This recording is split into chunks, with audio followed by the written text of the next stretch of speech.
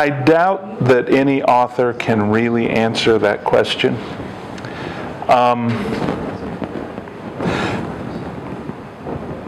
I think of myself as a storyteller who happens to use the written word as the way I tell the stories. And most storytellers can find stories to tell anywhere, anytime, any place. It may be something that has happened that inspired them that day. It may be that they just something happened that sparked a memory from some time ago. It's hard to say what causes you to have the idea for a story. Now, in some cases, I can track the chronology of developing a story idea. I can look back and see where parts of the story came from, how I built the story. But it's very difficult most times to determine what caused me to have the idea in the first place. There are some exceptions to that. Some stories, for example, start with just one question or idea. The Dahak novels, Mutineer's Moon and The Armageddon Inheritance and Heirs of Empire, started because one day I was sitting on my front steps in South Carolina. Huge moon up in a summer sky that's more cobalt blue than black. And I was just looking at it and thinking about how cool it looked. And it occurred to me, what if we don't have a moon at all? What if that's really a giant alien starship? Boy, that would be so cool. But then, after you've had that thought, you have to start thinking about, well, why would anybody build a ship that big? Where did it come from? Why has it been here, obviously, for a long, long time? Why has nobody figured out what it actually is? Why hasn't it left? And all of those questions, you begin building a story skeleton that will tie it all together. And the result was the 3 books of the Dahak series, of which there are still 2 more up here, which hopefully someday I will have time to get out down here, but I'm not sure about that.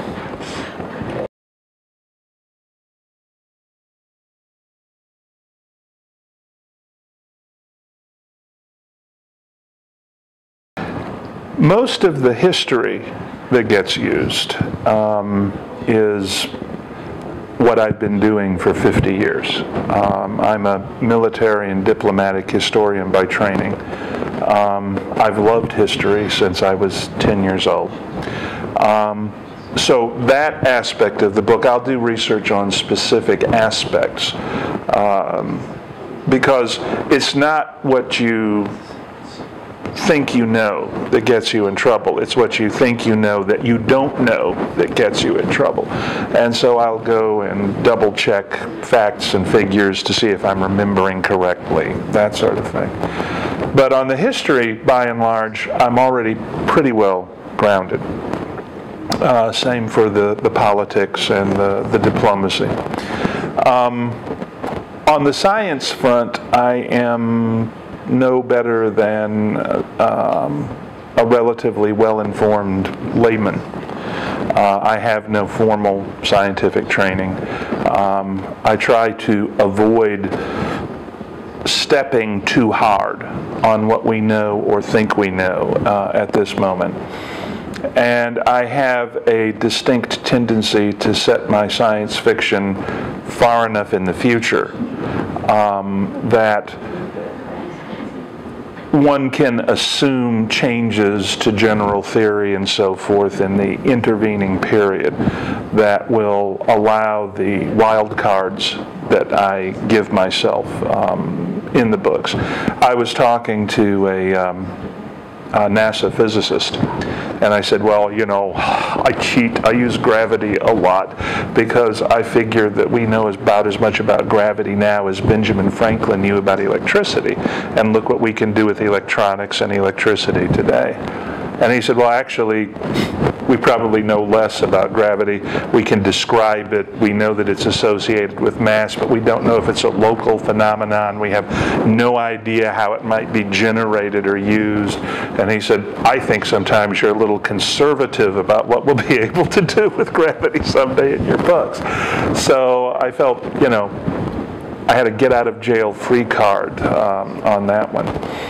I do research specific questions when I'm not, when I don't know what the answers are, and I also have a fair number of people who have the expertise I don't have, that I can say, look, here's what I want to do in this book. Does it make sense?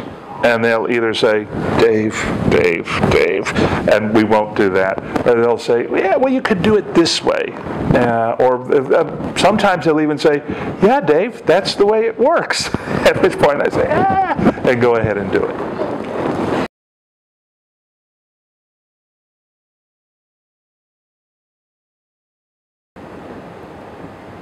I started writing in the 5th grade, which would be about, in my case, I would have been about 10, 11, because I started school a year earlier than most people my age did.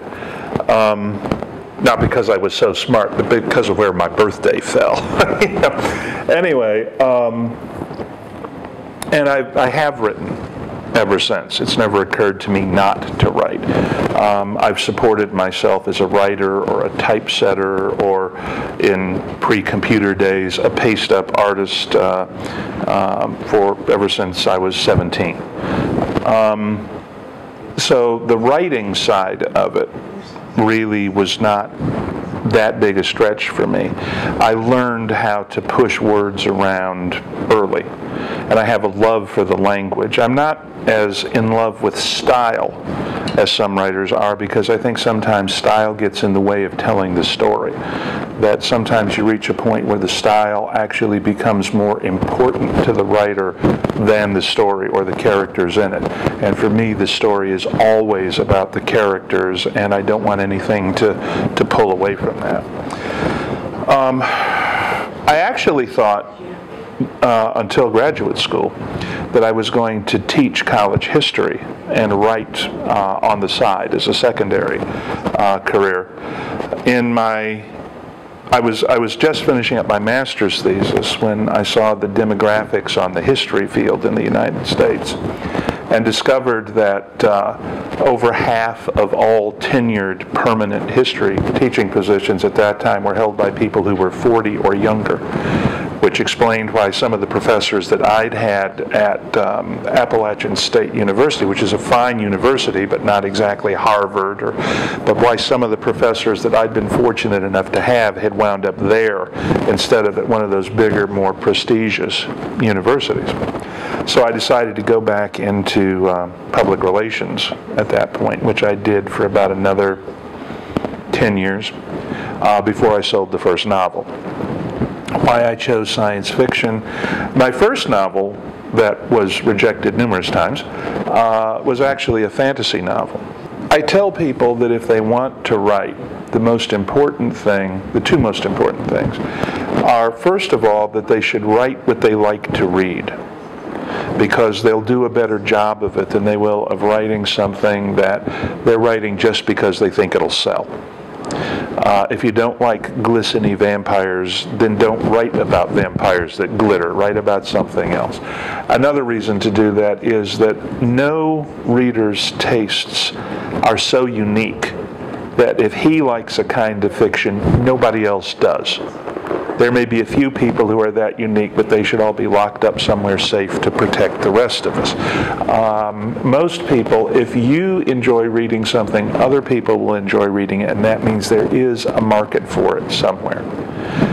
That's one of the two most. The second thing that is absolutely critical is to develop your own voice, your own way of telling the story. I've known many people who could have been successful writers, but they were thinking about, well, how would Robert Heinlein tell this story? How would Greg Binford tell this story? How would Theodore Sturgeon tell this story? Instead of simply saying, how do I tell this story? And you have to have a voice that you're comfortable using.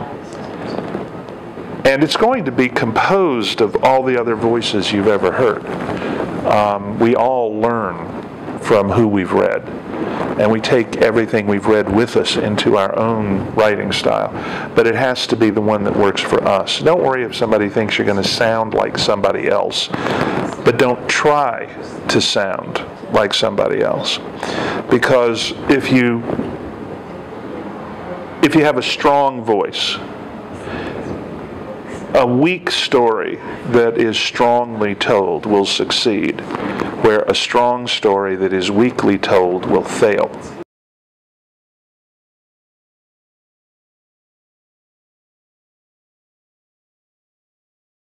Let me come at that a little bit differently.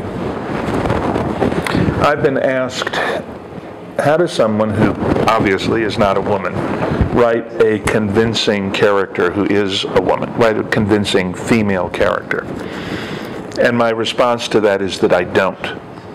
I write strong human characters who happen to be women. And that's the way that I approach building the character.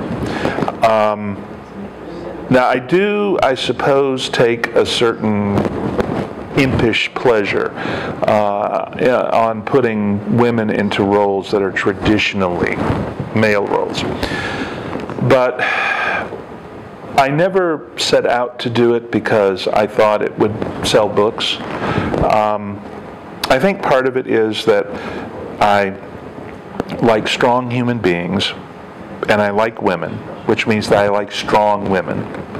I've never felt especially threatened by strong women. My mother was a strong woman. My wife is a strong woman. And I think that if we're on the right track, which I think we are, with the notion of gender equality, that by the time of someone like Honor Harrington, it's going to be a done deal.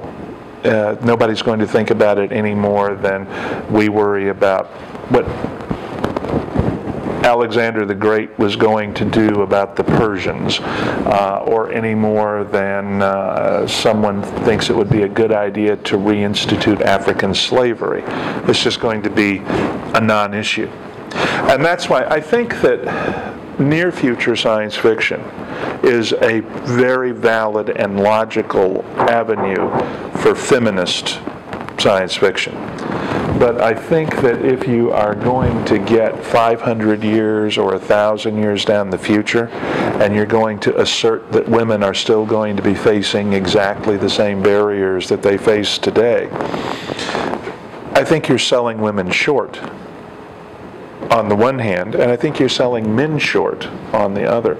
One thing that I think we forget sometimes is that the suffragette movement didn't succeed because women had the vote. It succeeded because it convinced a majority of men that women ought to have the vote. So even though we are handicapped by that Y chromosome, we are capable of learning.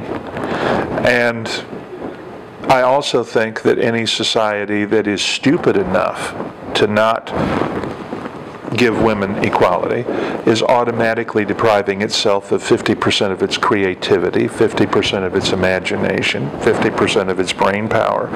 And while I feel incredibly sorry and sympathetic for the women trapped in that position, I can be content that 100 years down the road, a society that's smart enough to include women as full and equal participants is not going to have to worry about the ones who didn't, because they're going to be in the ash heap of history somewhere. I was called once by a reviewer the first post-feminist science fiction writer, and I could not for the life of me figure out where that had come from for a long time, because I didn't think of myself as a feminist science fiction writer at all. And then I realized that what they were saying is that in my science fiction, whether or not gender equality succeeds is not a question.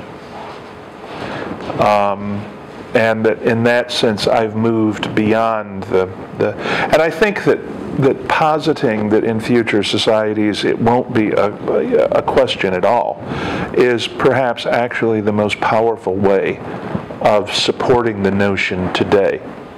Because what I'm telling you is, get on the train, because this is where we're all going in the end.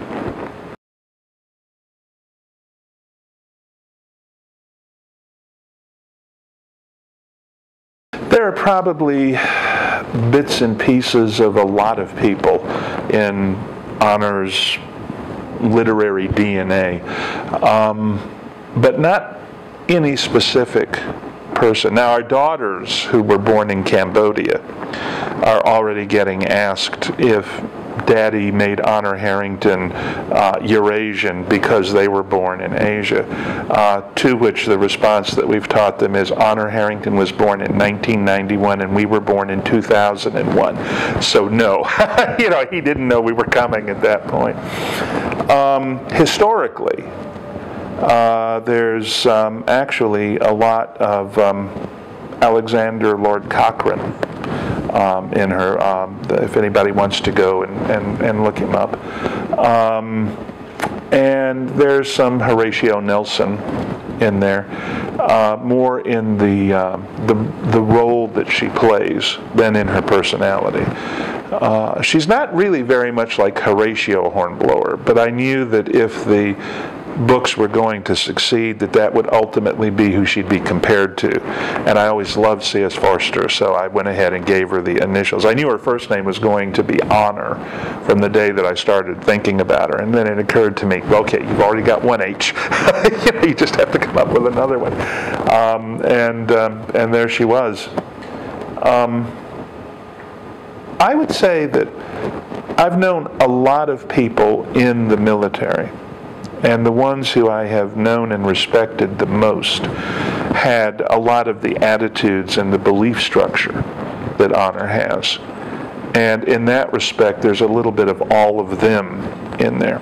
But in terms of my saying, well, I'm going to put this in from Colonel Mack, and I'm going to put this in from Uncle Steve, and no, I didn't specifically build the character that way.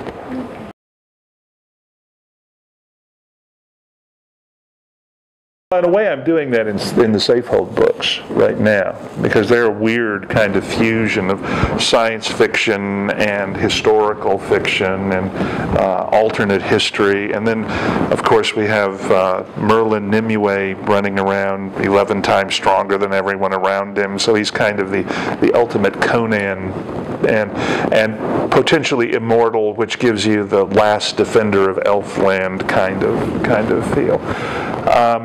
Which is nice. I actually had the idea for this series in 1990. That's how long I waited to find time and space to write it. I also have an entire series of historical novels plotted out, about 13 of them, that I'd love to write someday. The problem is that I have too many other projects. The publishers and the distributors would much rather that I go on writing science fiction and, with Bain's help, fantasy, rather than venture out into something that they don't know, how well it's going to do in the marketplace. But the bigger problem for me is that I have so many series going. And each series in its own way is a commitment to the readers. You really should at least get the occasional book written in a series. And for example, the Prince Roger novels, the March Up Country novels, have been hanging fire for a while, and so have the multiverse novels, the Hell's Gate novels with Linda Evans. Linda has some health problems that have been an issue. John and I have had writing schedules that didn't mesh. But a couple of weekends ago, John and I planned out the next 3 Prince Roger novels. We should be starting work on those sometime soon. And I think we may have come up with a way to get the multiverse books moving again. But with all of that going on, I really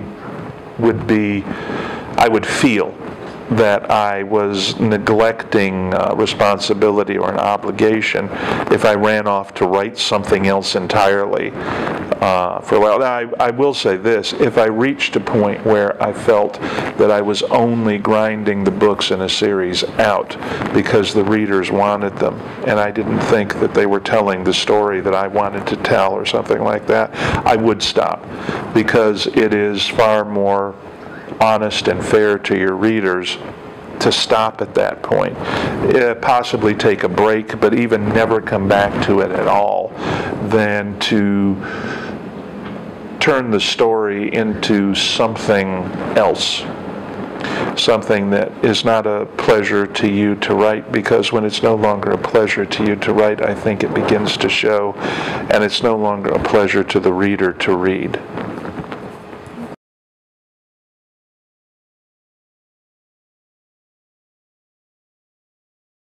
Once upon a time, I knew that the basic Honor plot line was going to be about 6 books long, and I was going to kill her. And then I was going to write a second series of novels in the same universe, starting about 30 years after her death, with her children as the primary viewpoint characters. Well, we all know how well that worked out. She was supposed to die in the book At All Costs, which was supposed to be number 6. I think it was actually number 13, which tells you how long, how accurate my original estimate was. And I flipped the roles, that her role and Alistair McKeon's in that book, because it's all Eric Flint's fault. He wrote some short stories in the Honorverse, and we did some collaborations. He moved events forward by 15 years, perhaps, which meant I wasn't going to have time for Honor's children to grow up, and that meant that I was going to have to retain her as the primary viewpoint character for the storyline. And I won't pretend that I was brokenhearted by the notion. I had written, it was the perfect Honor Harrington death scene. Okay, someday I may just publish it as sort of an alternate history, what could have happened to her. And I think the readers actually would have forgiven me for it eventually. Might have taken a decade or two.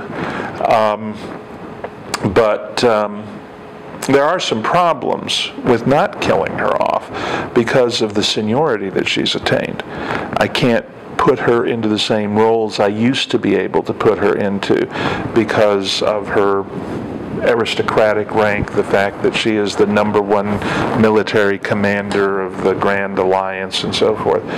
And fortunately, I have always liked to have a strong stable of secondary characters, so I've been able to pick some secondary characters that move out to become the people operating at the level Honor would have been operating at 5 books earlier. Honor remains sort of the unifying spine of the series, but I can do the other part of the story, the other part of the texture. But I knew when I started the series where I was going with both halves of the series, the half that would end with Honor's death and the half that would begin 30 years later. Because it got moved forward, I'm sort of having to make it up as I go along to bridge that gap. And in the process, I may completely change where I was going to take the series. I know where the storyline is going. I don't know exactly how the events in it are likely to play out. I think I'm going to define who is my master in writing military science fiction in terms of who I think had the most impact on me as a writer. Okay? And on that basis, I would say that it was probably H. Beam Piper with a little cross-flavoring from Keith Laumer. I think that more people should read Piper today, bearing in mind that he was writing in the 1960s. Some of the material that he was producing. I mean, there are others. Jerry Pournelle is very good at military science fiction, and I love his stuff. But in terms of who had the most impact on me, well, there's a third element in there, although in terms of military as opposed to space opera, not necessarily as a military writer per se, but as a writer of grand scale space opera. E.E. Smith, Doc Ed, has got to be in the list. I would like to say one thing. There's a difference between writing military science fiction and writing science fiction that has military things in it. And one reason that so much military science fiction traditionally has been so bad is that it's written by people who don't know or understand the military. And that shows. They don't understand how the military is organized to do what it does. They don't understand the military mindset. They don't understand military hierarchies. They think that it's basically you just build a starship and you go and you fight the war and it's all cool. You can see the problems of not understanding the military in a series like Star Trek, where you were always a little wondering, how is this, where's the chain of authority and exactly how is it acted upon. So that's why I would put Doc Smith in there as a major influence on me, but not so much in the military science fiction tradition. And actually, I would like to say to people who do like to read, thank you. Every successful writer who I know would probably write whether anybody paid him to or not. I know Isaac Asimov once said that his great secret nightmare was that one day the editors would realize that he'd write whether they paid him to or not. And I think that's true for most of us, that there's a need to tell the story, to write the passage. But an editor once said to me, the greatest book ever written accomplishes absolutely nothing until it's read. And I tell people at conventions that nobody in the entire world has ever actually read a single book I've written. What they've done is they've read a book that I've written from their own backgrounds, from their own perspectives, from their own dreams and beliefs. And in that sense, every single novel, not just by me, but by everybody else, is actually a collaboration. Because you build the details of the universe just as much or even more than I do when you read the books. So I deeply appreciate the number of people who have cared enough about the characters that I've created and the worlds that I've written about that they actually want to spend time with them. That is, when you come right down to it, an incredible compliment. And I think that sometimes writers don't tell readers how much we appreciate them. We all want to meet the person who wrote the world that we want to go and visit in. Well, I take a great deal of pleasure when I'm able to meet some of the people who want to come to that world. Because when I do, I see the successful outcome of what it is I was trying to accomplish. And that is what makes me feel like I'm successful. So, I can't say we like to read in Polish, but I am very grateful that you do.